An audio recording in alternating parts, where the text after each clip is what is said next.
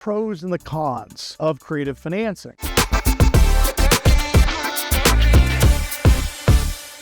The pros are pretty obvious. When you're doing creative financing, you don't need a lot of money down. So for those of you that have been waiting to buy or holding off on buying, maybe you're trying to save up and put some reserves in the bank so you have a down payment. You don't need down payments when you're doing creative financing. And even if you do, it's a fraction of what you would need if you were buying that property using bank financing. Also the pros, more flexibility in the deal structuring, okay? Your banker does not understand creative financing. They understand one way of financing. What's your credit score? Is it 720 or better? Do you have at least 10% to put down? Do you have gainful employment that you've been there at least 2 years with 2 years of tax returns that you can show that you can support to make the monthly payment? And does your debt to income ratio fall below 47%? That's what your banker knows, okay? So if you're trying to accomplish anything outside of those terms, you are now in the land of creative financing, which is a very fun and exciting place because there's really no rules outside of the deal that you negotiate with the seller, okay? Now, where can we utilize creative financing? Creative financing is any deal, anywhere, anytime, any place that a bank would normally say no to.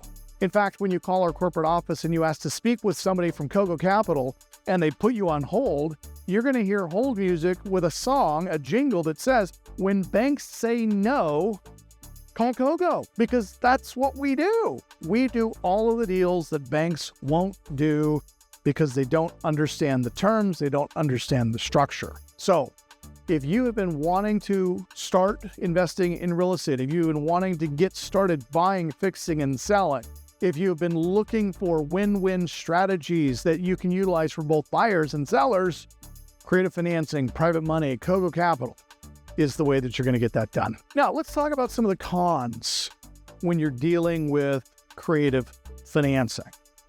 Creative financing is going to require you to have some negotiation skills and some basic knowledge about real estate in general. Now, as I mentioned before, we are a nationwide educator on creative financing and real estate investment strategies. And right now, you can go to fundingtour.com. Just go to fundingtour.com. And every Wednesday and every Saturday, we put on a 6-hour free training on how you can get started investing in real estate without having any cash, regardless of your credit score, regardless of your background, regardless of your experience. If you just got out of jail 3 days ago, you can start right now buying, selling real estate, regardless of any of that stuff, okay?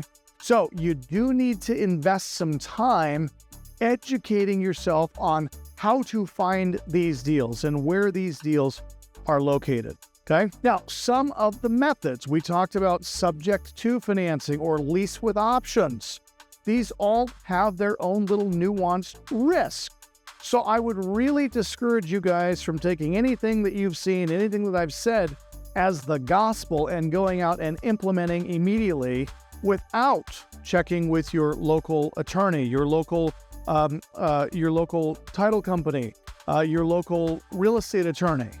All of these things should be checked, tested, reviewed, questioned, because you want to make sure that you're structuring it correctly for your area of town.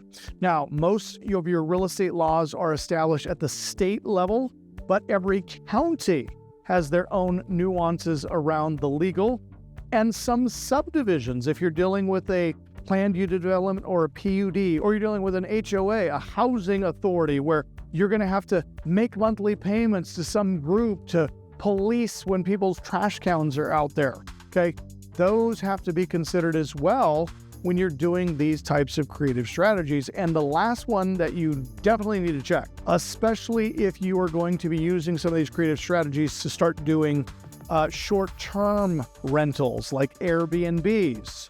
A lot of communities now have outlawed Airbnbs, especially in HOA areas as well as PUD areas. So make sure you check with your local laws before you get yourself too far into any of these deals.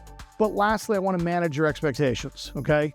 not every seller, not every transaction, not every deal is going to fit into creative financing, okay? Again, creative financing, you need to find a motivated seller who's willing to work with you because they maybe don't want a lump sum of cash, or the property doesn't qualify for all cash, or the bank won't lend on the home because of its condition to get them all cash, or because the seller is just looking to get some monthly income. They don't want $400,000 laid in their lap. They want $1,200 a month to help subsidize what they're not getting in Social Security or Medicare or Medicaid, and they need that extra income to cover their bills on a monthly basis. All of these different strategies are why creative financing is so effective, but it's not going to work every time. Just be aware of that.